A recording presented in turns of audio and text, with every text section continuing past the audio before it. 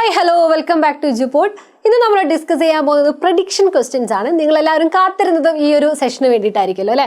അപ്പോൾ ഈ ഒരു മോഡൽ എക്സാമിന് വേണ്ടിയിട്ട് +1 സോഷ്യോളജിയിൽ വരാൻ സാധ്യതയുള്ള ചോദ്യങ്ങളാണ് നമ്മൾ ഡിസ്കസ് ചെയ്യാൻ പോകുന്നത്.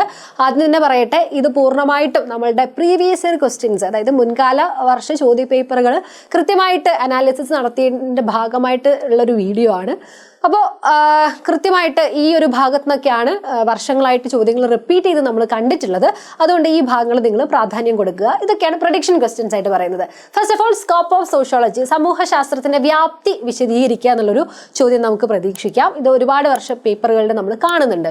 പിന്നെ ഇതിന്റെ ആൻസർ ഞാൻ ഡീറ്റെയിൽ ആയിട്ട് ഡിസ്കസ് ചെയ്യുന്നില്ല. ആൻസർ വളരെ ഡീറ്റെയിൽ ആയിട്ട് നമ്മൾ എവിടെ പറയുന്നുണ്ട്, ലൈവിൽ പറയുന്നുണ്ട്. അപ്പോൾ അതിന്റെ ആൻസറുകളൊക്കെ കാണാൻ വേണ്ടിയിട്ട് നിങ്ങൾ എന്ത് ചെയ്യുക, ഡിസ്കസ് ചെയ്യാൻ വേണ്ടിയിട്ട് നിങ്ങൾ ലൈവിൽ ജോയിൻ ചെയ്യുക. ഒരു കാരണവശാലും ലൈവിന്റെ സമയം മറക്കണ്ട. ഇന്ന് രാത്രി 7 മണിക്കാണ് നമ്മുടെ ലൈവ് ഉള്ളത്. Okay, who introduce the concept of sociological imagination and explain the concept. ഇത് ഒരു പ്രഡിക്ഷൻ ക്വസ്റ്റ്യൻ ആണ്. അതായത് CW മിൽസിന്റെ ആണ് അല്ലേ? നിങ്ങൾക്കറിയാം, വ്യക്തിപരമായിട്ടുള്ള പ്രശ്നങ്ങളും സാമൂഹ്യ പ്രശ്നങ്ങളും തമ്മിലുള്ള ബന്ധത്തെയാണ് ഈ അദ്ദേഹം സമൂഹശാസ്ത്ര സങ്കല്പത്തിലൂടെ സോഷ്യോളജിക്കൽ ഇമാജിനേഷനിലൂടെ വിശദീകരിക്കുന്നത്. അതുപോലെ തന്നെ what do you mean by social groups, discuss different types of social group. അപ്പോൾ ഏതൊക്കെയാണ് വിവിധ സാമൂഹിക സംഘങ്ങൾ, അതിൽ ഏതൊക്കെ തരം സാമൂഹിക സംഘങ്ങളുണ്ട്, എന്താണ് സാമൂഹിക സംഘങ്ങൾ എന്നൊക്കെയുള്ള ചോദ്യമാണ്. ഓക്കെ, നെക്സ്റ്റ് ചോദ്യം നോക്കുക. Write the difference between ethnocentrism and cosmopolitanism. വംശകേന്ദ്രോന്മുഖതയും സാർവജനീയതയും തമ്മിലുള്ള വ്യത്യാസങ്ങൾ സംസ്കാരവുമായി ബന്ധപ്പെട്ട ചാപ്റ്ററിലെ ഒരു പ്രധാനപ്പെട്ട ചോദ്യമാണ്. ഇത് നമുക്ക് പ്രതീക്ഷിക്കാം. അപ്പോൾ ഇത് എന്തൊക്കെയാണെന്നുള്ളത് നമുക്ക് ഡീറ്റെയിൽ ആയിട്ട് ലൈവിൽ ഡിസ്കസ് ചെയ്യാം.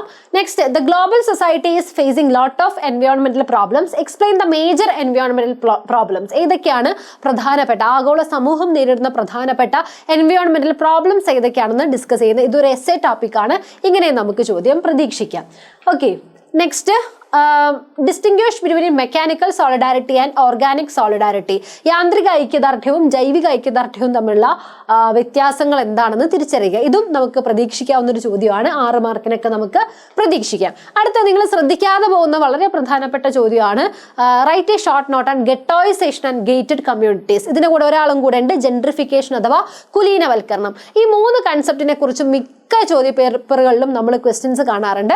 അപ്പോൾ ഇതും എന്ത് ചെയ്യുക, നോട്ട് ചെയ്ത് വെക്കുക. 4 മാർക്ക്, 2 മാർക്ക്, 6 മാർക്ക് എന്നിങ്ങനെ പല കാറ്റഗറിയിൽ ഈ ക്വസ്റ്റ്യൻസ് വരാറുണ്ട്. എന്താണ് ഗേറ്റഡ് കമ്മ്യൂണിറ്റീസ് എന്നൊക്കെ അറിയാലോ, ബന്ധിത സമുദായങ്ങൾ എന്നുള്ളത്.